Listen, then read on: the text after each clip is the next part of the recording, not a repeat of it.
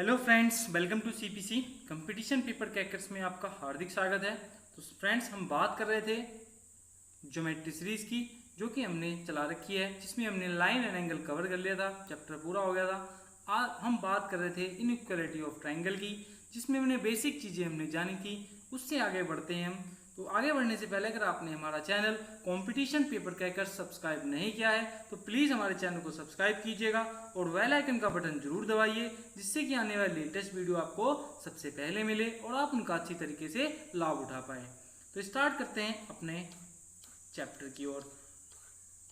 इस चैप्टर नाम है इनइक्वालिटी ऑफ ट्राइंगल, जिसमें हमने क्या किया था, हमने क्या कर लिया था, हमने उसमें बेसिक चीज़ें जान ली थी। उससे बढ़ते हैं अपने इसके इनइक्वालिटी ऑफ ट्राइंगल के पार्ट 2 पर। तो स्टार्ट करते हैं। तो हमारा जो अगला कॉन्सेप्ट है वो है कि किसी त्रिभुज की किन्हीं दो भुजाओं का योग, किसी त्रिभुज की दो भुजाओं का योग हमेशा तीसरी भुजा से बड़ा होता है। मतलब sum of any two sides of any angle is always greater than third side.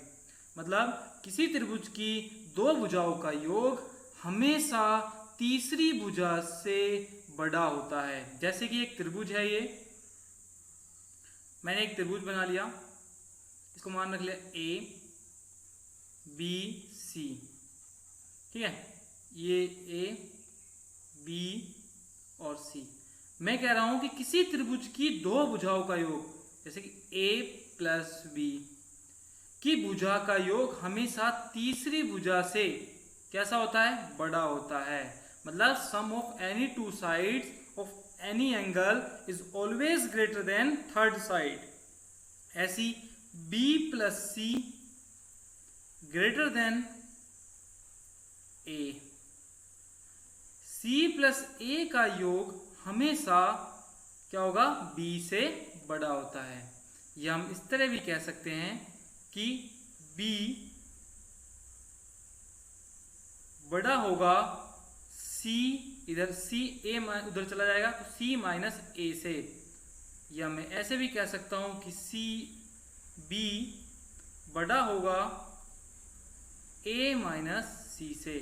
तो इससे ये निष्कर्ष भी निकलता है कि त्रिभुज की कोई सी भी भुजा अन्य दो साइड के डिफरेंस से बड़ी होती है। मतलब एक निष्कर्ष ये निकला कि त्रिभुज की दो भुजाओं का योग हमेशा तीसरी भुजा से बड़ा होता है। और दूसरा निष्कर्ष हमारा ये निकल के आया कि त्रिभुज की किसी भी भुजा का जो दो साइड है उनका डिफरेंस हमेशा तीसरी भुजा सबसे बड़ी होगी। मतलब त्रिभुज की कोई भी भुजा अन्य दो साइड के डिफरेंस से बड़ी होती है, ठीक है। या हम ऐसे भी कह सकते हैं, अगर मैं जैसे कि ए माइनस सी ग्रेटर देन बी और सी प्लस ए, ठीक है। ऐसे में इसको ये भी लिख सकता हूं कि b माइनस सी ग्रेटर देन ए, ये इससे किससे बड़ी होती है, ये बड़ी होती है, ठीक है, b से, a से। और a minus B greater than C greater than a plus B, ठीक है। तो क्या हमने क्या निष्कर्ष निकाला कि त्रिभुज की दो भुजाओं का योग हमेशा तीसरी भुजा से बड़ा होता है। एक निष्कर्ष ये निकला। और दूसरा जो निष्कर्ष निकला वो निकला कि त्रिभुज की कोई सी भी भुजा अन्य दो साइड के डिफरेंस से बड़ी होती है, ठीक है। जैसे कि मैं दो ट्राइंगल ले लेता हूं। जैसे कि मैंने इसको, ये हो गया आपका 40 हो गया, इसको मैंने मान लिया 15 और इसको मान लिया हमने 20। अब पता करेंगे कि एक त्रिभुज बन सकता है, पॉसिबिलिटी है कि ये त्रिभुज है, ठीक है। तो देखते हैं, एक साइड ले लेते हैं, कोई सी भी एक, हम एक साइड पकड़ लेंगे, ठीक है। ये नहीं कि कोई सी भी हम एक साइड पकड़ लेंगे। जैसे कि मैंने 40 पकड़ लिया, ठीक है। तो क्या है, 40 पकड़ लिया। अब क्या है, a माइनस सी, मतलब 15 में से 10,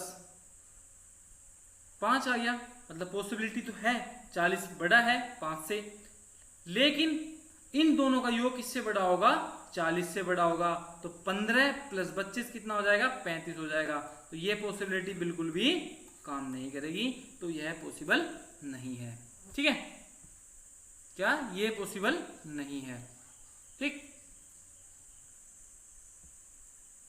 बढ़ते हैं अपने नेक्स्ट कॉन्सेप्ट की ओर, या इस तरह के क्वेश्चन की ओर जो एग्जाम में पूछे जाते हैं। जैसे कि सपोज मानते हैं हम त्रिभुज की 3 भुजाएं हैं। कौन कौन सी, त्रिभुज की 3 भुजाएं हमें गिवन है। एक दी हुई है 10, एक 15 और एक x। x क्या है, एक इंटीजर है। क्या है, इंटीजर, मतलब हिंदी में इसको बोलेंगे पूर्णांक। क्या है, इंटीजर है या पूर्णांक है। ठीक है, मतलब त्रिभुज की 3 भुजाएं 10, 15, x, मतलब x क्या है आपका, एक इंटीजर है, पूर्णांक है। तो पहली चीज कि x की मैक्सिमम वैल्यू क्या होगी, हमें क्या निकालना है कि x की मैक्सिमम वैल्यू क्या होगी और x की मिनिमम वैल्यू क्या होगी। क्या निकालना है, मैक्सिमम वैल्यू निकालनी है और मिनिमम वैल्यू निकालनी है। तो कैसे निकालेंगे मैक्सिमम वैल्यू, तो 10 माइनस 15, जैसे x की वैल्यू निकालनी है तो डिफरेंस लेंगे। 10 माइनस 15 मतलब 5 का डिफरेंस, प्लस 10 प्लस 15 की वैल्यू होनी चाहिए 25, मतलब 5 से बड़ी होनी चाहिए x की वैल्यू और 25 से कम होनी चाहिए x की वैल्यू। तो ऐसी वैल्यू क्या होंगी, 5 से बड़ी क्या होंगी, 6, 7, 8, 9, ठीक है, और कहां तक होंगी, 24 तक होंगी। कहां तक होंगी, 24 तक होंगी। मतलब x से बड़ी क्या होगी 6, 5 से बड़ी क्या होगी 6, 7 और 24 तक होनी चाहिए। तो 24 मतलब 25 तक, 25 से छोटी होनी चाहिए मतलब 24 तक होनी चाहिए। तो x की अगर हम मिनिमम वैल्यू देखेंगे, सॉरी मैक्सिमम वैल्यू देखेंगे तो क्या आएगी हमारी 24 आएगी। क्या आएगी 24 आएगी। और x की अगर मिनिमम वैल्यू देखेंगे तो क्या आएगी 6 हमारी x की मिनिमम वैल्यू आएगी। ठीक है, क्या आएगी x की मिनिमम वैल्यू आएगी। अगर आपसे इसी क्वेश्चन में ये पूछ ले कि त्रिभुज की 3 भुजाएं जो हैं आपकी 10, 15 और क्या है x दी हुई है, 10, 15 और x दी हुई है। त्रिभुज कितने संभव हैं इसमें, मतलब हाउ मैनी ट्रायंगल। ठीक है, क्या पूछ रहे कि हाउ मैनी ट्रायंगल, कितने त्रिभुज संभव हैं। तो क्या करेंगे हम, जैसे कि हम देखेंगे कि 19 6 से 24 तक हैं तो कितने संभव होंगे। तो जैसे कि हम देखेंगे कि 24 में से 6 घटाएंगे तो कितना आएगा आपका, तो टोटल जो आएंगे 18 आएगा। ठीक है, क्योंकि 6 से 6 भी हो सकती है वैल्यू, 7 भी हो सकती है, 8 भी हो सकती है, 9 भी हो सकती है, 10 भी हो सकती है और 24 तक हो सकती है।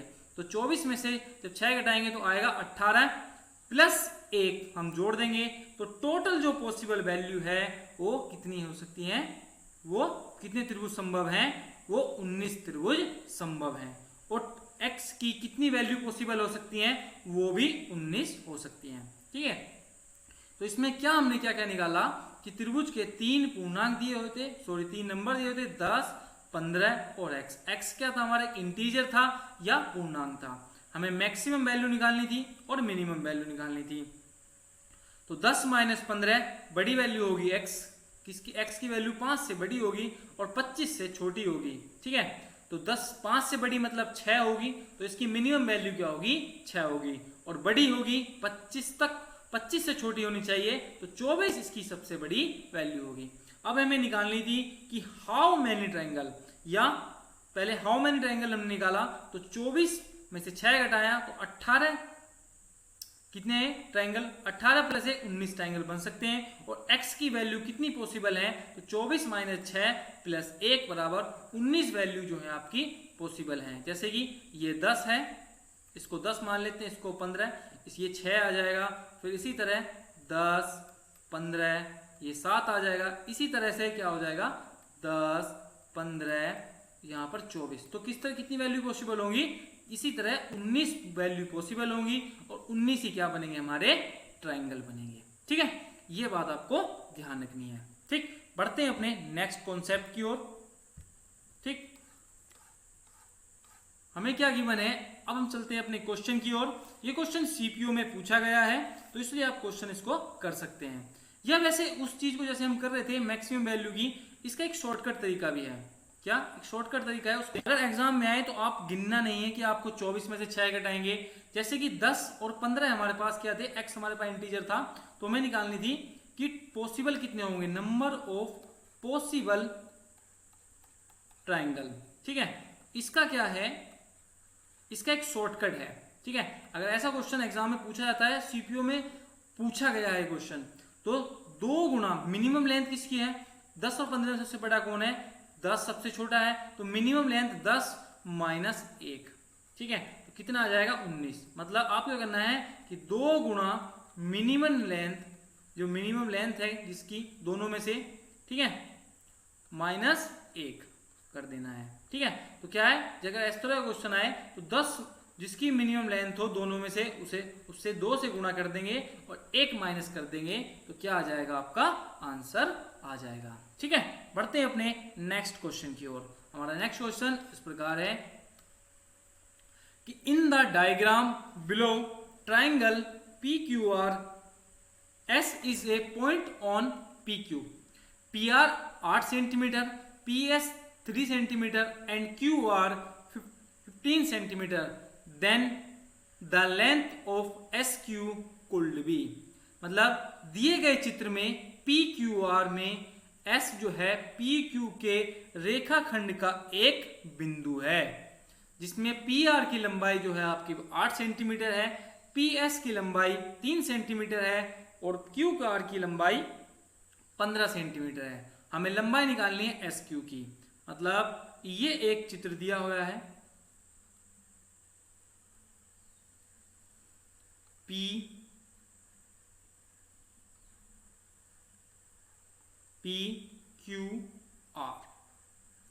और ये दिया हुआ है S। ठीक है, इसमें हमें क्या दिया गया है कि PR की लंबाई कितनी है, 8 सेंटीमीटर है। PS की लंबाई, ये P है, इसकी लंबाई कितनी है आपकी, 3 सेंटीमीटर है। ठीक है, और RQ की जो लंबाई है या QR की लंबाई जो है आपकी 15 सेंटीमीटर है। ये चीज हमें गिवन है।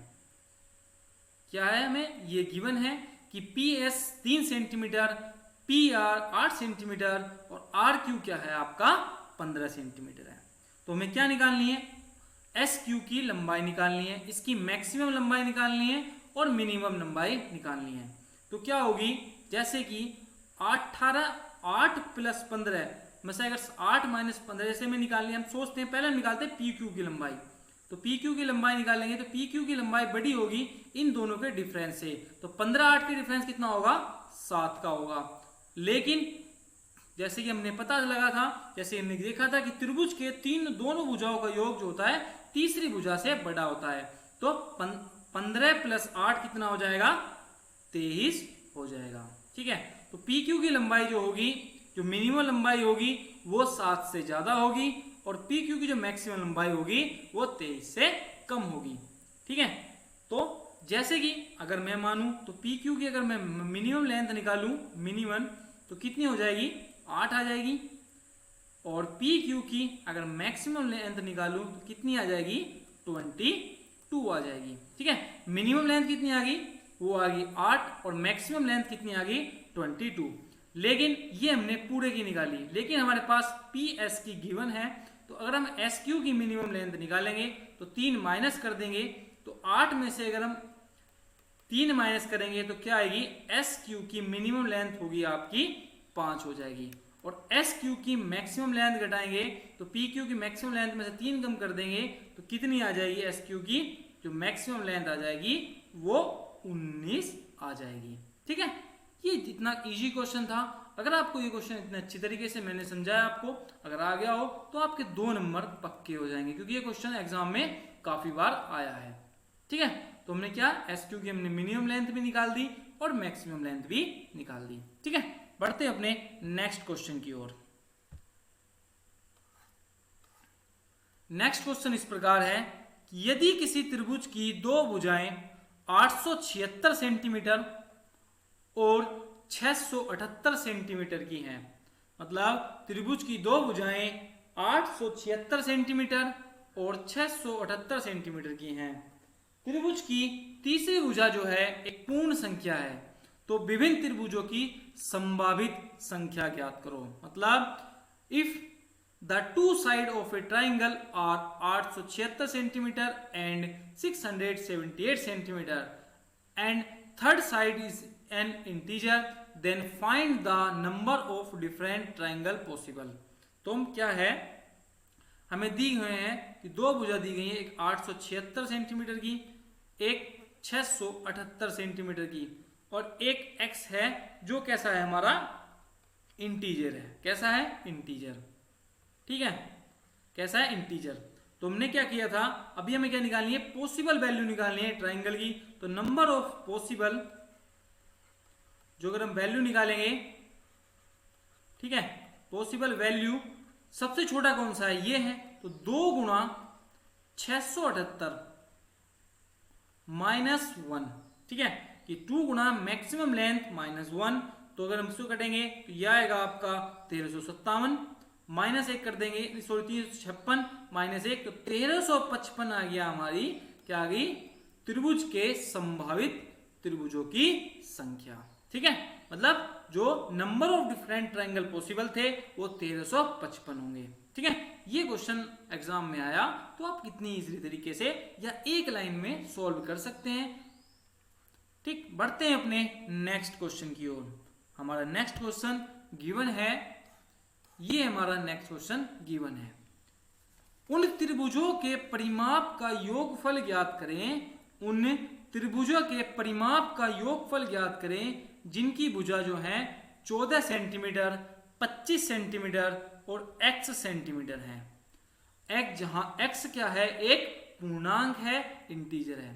मतलब इंग्लिश में find the sum of perimeter of all the triangle formed from the side 14 centimetre, 25 centimetre and x centimetre where x is an integer.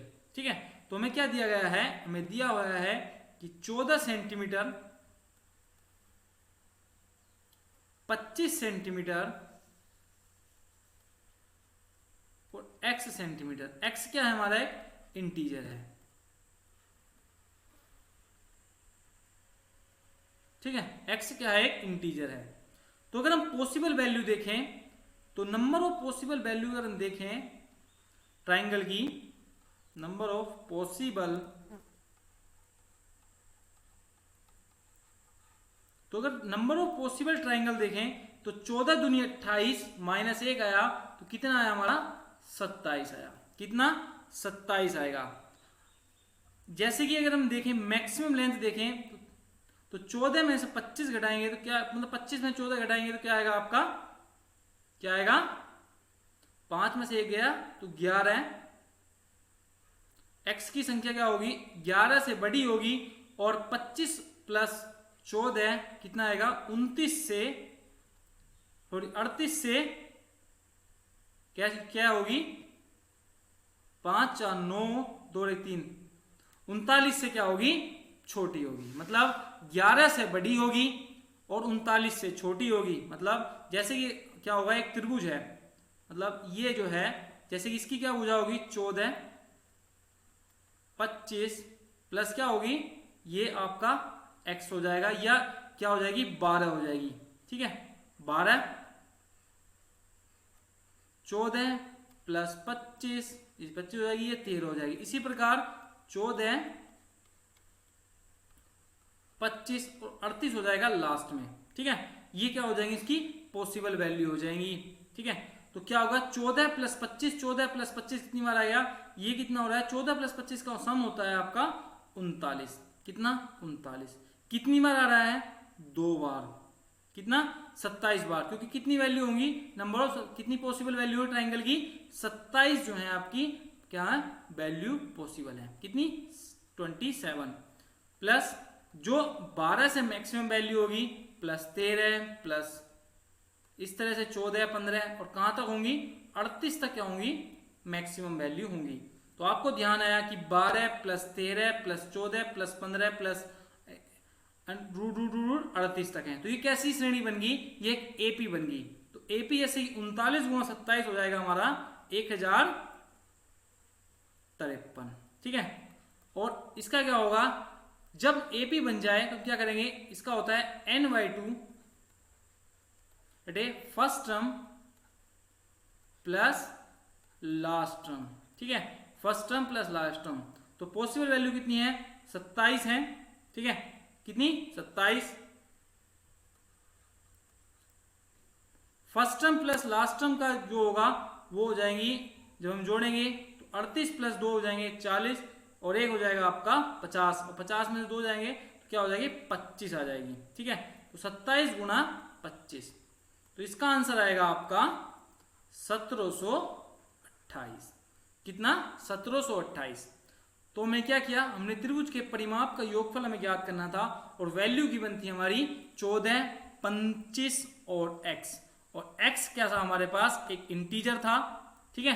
तो हमने क्या काम किया, हमने इसको का क्या किया, हमने इसका हमने योग देखा कि इसमें से हमने क्या किया, 25 में से 14 क्या काम करा, घटाया। तो x की वैल्यू 11 से बड़ी होगी और कैसी होगी, 39 से छोटी होगी। तो हमने क्या, हम क्या 12 से लेकर हमने क्या 38 तक आए, 13, 14, 14, 15 की कितने पॉसिबल ट्रायंगल बन सकते थे हमारे, तो कितने थे, 14 छोटी लेंथ गुणा 2 माइनस 1 तो कितना है आपका 27 बन रहे थे, ठीक है। तो हमने इसी तरह हमने निकाला तो कितना आंसर आया इसका 1728, जैसे कि मैंने अभी समझाया था, ठीक है। बढ़ते हैं अपने नेक्स्ट क्वेश्चन की ओर।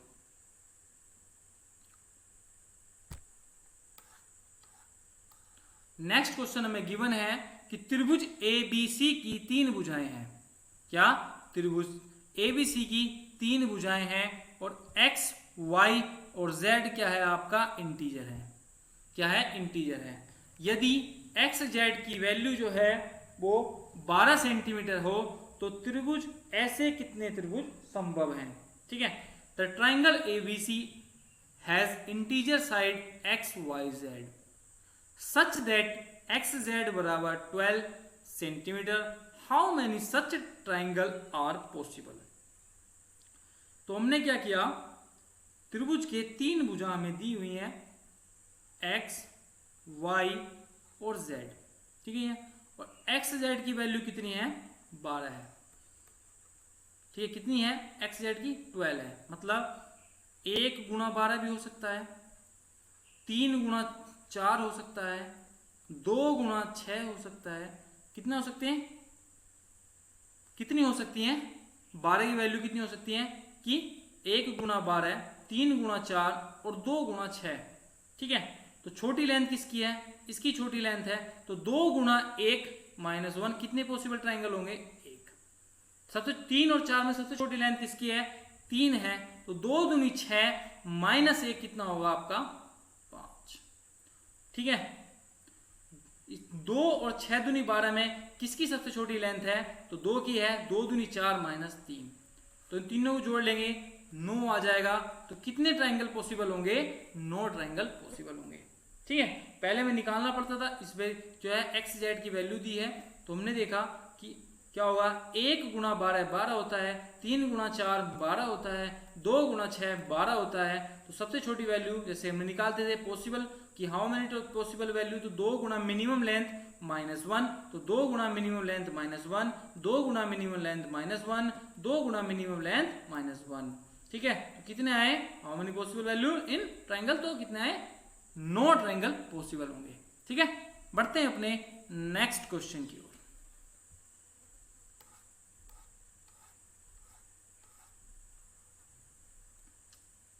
नेक्स्ट क्वेश्चन करने से पहले हमें क्या एक थ्योरी समझनी होगी, एक तो हमें क्या क्या गिवन है, एक एक्यूट एंगल है, ये हमारा क्या है आपका एक्यूट एंगल है, मतलब न्यून कोण त्रिभुज है, क्या है एक्यूट एंगल ट्राइंगल। एक हमारा क्या है आपका राइट एंगल ट्राइंगल है, मतलब क्या है हमारा समकोण त्रिभुज है। एक क्या है हमारा ऑब्टूस एंगल ट्राइंगल है, मतलब क्या है, अधिक कोण त्रिभुज जिसे कहते हैं। तो एक्यूट एंगल क्या होता है, जिसकी कोणों का मान क्या होता है 90 डिग्री से कम होता है, उसे क्या बोलते हैं, एक्यूट एंगल बोलते हैं। और जिस कोण का मान 90 डिग्री के बराबर, एक कोण का मान क्या होता है 90 डिग्री के बराबर होता है, उसे राइट एंगल ट्रायंगल कहते हैं या समकोण त्रिभुज कहते हैं। ऑब्स्टुअस एंगल ट्रायंगल क्या होता है, जिस कोण का मान जो होता है 180 डिग्री से कम तो 90 डिग्री से अधिक हो, उसे क्या बोलते हैं, एक कोण का मान, उसे हम ऑब्स्टुअस एंगल ट्रायंगल कहते हैं। ठीक है, अगर मैं इसका मान का नाम रख लूं, इसका ए रख लिया जाए और इसका बी और इसका सी, इसका ए बी और सी, ए बी और सी। ठीक है, और इसे मैं क्या कह दूं, इसके बीच की दूरी A C B, A C B, A C B. Right angle triangle मतलब समकोण त्रिभुज। इसमें क्या होती है, इसमें सबसे बड़ी जो इसकी वो चीज है, इसमें एक पाइथागोरस में लगती है, पाइथागोरस में लगती है। मतलब ये क्या होता है, आपका कर्ण होता है, मतलब हाइपोटेनस या बोल सकते हो इसको, या कर्ण बोल सकते हो। ये परपेंडिकुलर होता है और इसे क्या बोलते हैं, बेस बोलते हैं। ठीक है, तो जैसे कि मैंने कल बताया था कि बड़े एंगल के सामने की भुजा कैसी होगी, वो सबसे बड़ी होगी। जैसे कि कोण एंगल, न्यून कोण में क्या होता है, एक्यूट एंगल में ये कोण सबसे बड़ी है, तो क्या है, एंगल सी जो है वो क्या है, सबसे लार्जेस्ट है। तो क्या होगा, जो भुजा होगी वो भी कैसी होगी, लार्जेस्ट होगी। अगर राइट एंगल ट्रायंगल मतलब समकोण त्रिभुज में अगर ये एंगल क्या है, सबसे लार्जेस्ट है, ठीक है, क्या है, सबसे लार्जेस्ट है, तो कोण सी भी क्या होगा, सबसे लार्जेस्ट होगा। और ऑब्टुअस एंगल ट्रायंगल में क्या होगा, ये एंगल सबसे बड़ा है। ठीक है, तो क्या सबसे बड़ी भुजा जो है, कोण एंगल सबसे लार्जेस्ट है, तो क्या होगा, एंगल सी भी क्या होगा, सबसे बड़ा या लार्जेस्ट होगा। ठीक है, तो राइट एंगल ट्रायंगल में क्या होता है कि सी स्क्वायर बराबर ए स्क्वायर प्लस बी स्क्वायर होता है। ठीक है, क्या होता है, सी स्क्वायर बराबर ए स्क्वायर प्लस बी स्क्वायर। और एक्यूट एंगल मतलब न्यून कोण त्रिभुज में क्या होता है कि सी स्क्वायर की जो वैल्यू होती है वो ए स्क्वायर प्लस बी स्क्वायर की वैल्यू क्या होती है, ज्यादा होती है सी स्क्वायर से। ठीक है, और ऑब्टुअस एंगल ट्रायंगल में क्या होता है कि सी स्क्वायर ए स्क्वायर प्लस बी स्क्वायर। ठीक है, सी स्क्वायर की जो वैल्यू होगी वो ए स्क्वायर प्लस बी स्क्वायर के क्या होती है, एक बड़ी होती है, किसकी, सी स्क्वायर की। तो एक्यूट एंगल में समझा कि इसमें भी क्या समझना है कि सी स्क्वायर की जो वैल्यू होती है वो ए स्क्वायर प्लस बी स्क्वायर की वैल्यू जो होती है सी स्क्वायर से ज्यादा होती है। और राइट एंगल ट्रायंगल मतलब समकोण त्रिभुज में क्या होता है कि सी स्क्वायर की वैल्यू ए स्क्वायर प्लस बी स्क्वायर की वैल्यू की इक्वल होती है। और ऑब्टुअस एंगल ट्रायंगल में हमें क्या समझना है कि सी स्क्वायर की वैल्यू बड़ी होती है ए स्क्वायर प्लस बी स्क्वायर के योग से। ठीक है, तो एक्यूट एंगल हमने समझ लिया, राइट एंगल के बारे में समझ लिया, ऑब्टुअस एंगल के बारे में समझ लिया। ठीक है, अब चलते हैं इस तरह के क्वेश्चन में। इससे जो है एसएससी सीजीएल में बहुत क्वेश्चन पूछे जाते हैं। देखते हैं, किसी भी सेट में ये क्वेश्चन जरूर मिलता है। देखते हैं कैसा क्वेश्चन, इस तरह का क्वेश्चन कि एक त्रिभुज की भुजा 4:5:6 के अनुपात में है तो त्रिभुज कैसा होगा। मतलब the side of a triangle are in a ratio 4:5:6 the triangle is, तो कैसा होगा, एक्यूट एंगल ट्रायंगल होगा, राइट एंगल ट्रायंगल होगा, ऑब्टुअस एंगल ट्रायंगल होगा या नन ऑफ दीज होगा। तो क्या भुजा का अनुपात कितना है आपका, 4:5:6 है।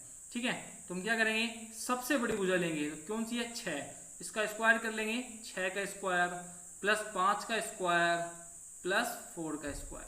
ठीक है, तो 6 का 36 और 25 प्लस 16 कितने हो जाएंगे, 25 प्लस 16 हो जाएंगे आपके, कितना हो जाएगा, 41।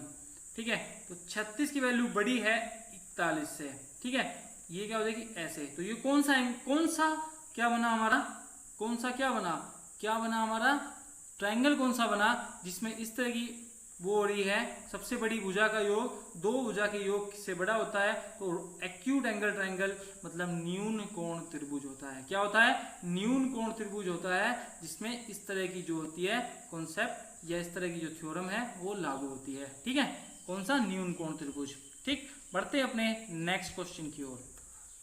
The next question is the ratio of a triangle 4:4:5 है। द ट्रायंगल इज मतलब जो उसकी क्या है? द ट्रायंगल, ये क्वेश्चन थोड़ा अधूरा है, इसमें हम लिख सकते हैं कि जो उनकी एल्टीट्यूड का एंगल का वो क्या है? एल्टीट्यूड मतलब उनकी ऊंचाइयों का अनुपात। आप लिख सकते हैं कि उनकी जो ऊंचाइयों का अनुपात है ट्रायंगल की, उनका जो रेशियो है वो कितना है? मतलब H1 अनुपात H2 अनुपात H3 का जो रेशियो है, उनकी हाइट का जो रेशियो है वो 3:4:5 है। मतलब क्या लिख सकते हो? आपका एल्टीट्यूड लिख सकते हो आपकी उनकी एल्टीट्यूड।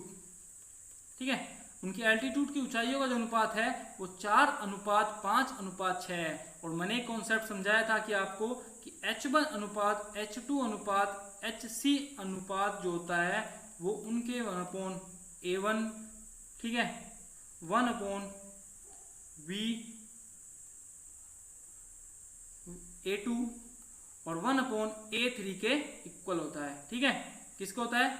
या लिख सकते हो ABC, A कर सकते हो, B कर सकते हो, इसको हटा देंगे, ABC के अनुपात के बराबर होता है। तो इससे क्या है? उसके एल्टीट्यूड का जो निकालेंगे तो हम ABC अगर निकालेंगे, ठीक है, तो हम क्या करेंगे इसकी 1/3, ठीक है, 1/4 रेशियो 1/5 रेशियो, इससे गुणा कर देंगे हम 60 से, इसकी गुणा कर देंगे 60 से, तो रेशियो आ जाएगा हमारा 20:15:12 का। तो सबसे बड़ी भुजा कौन सी है? 20, इसका स्क्वायर करेंगे हम 400 स्क्वायर आएगा, 400 आएगा, और 15 का आएगा 225 और प्लस 12 का 144, तो कितना आएगा?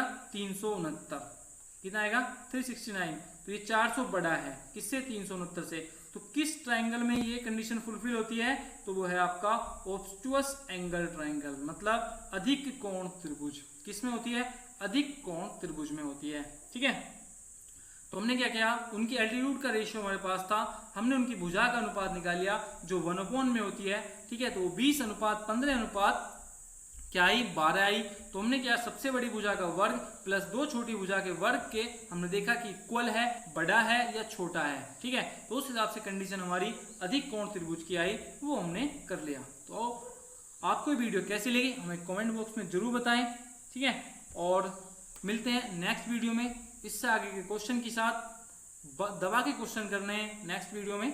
ठीक है, वीडियो देखने के लिए थैंक्स फॉर वॉचिंग। फिर मिलते हैं। जय हिंद, जय भारत।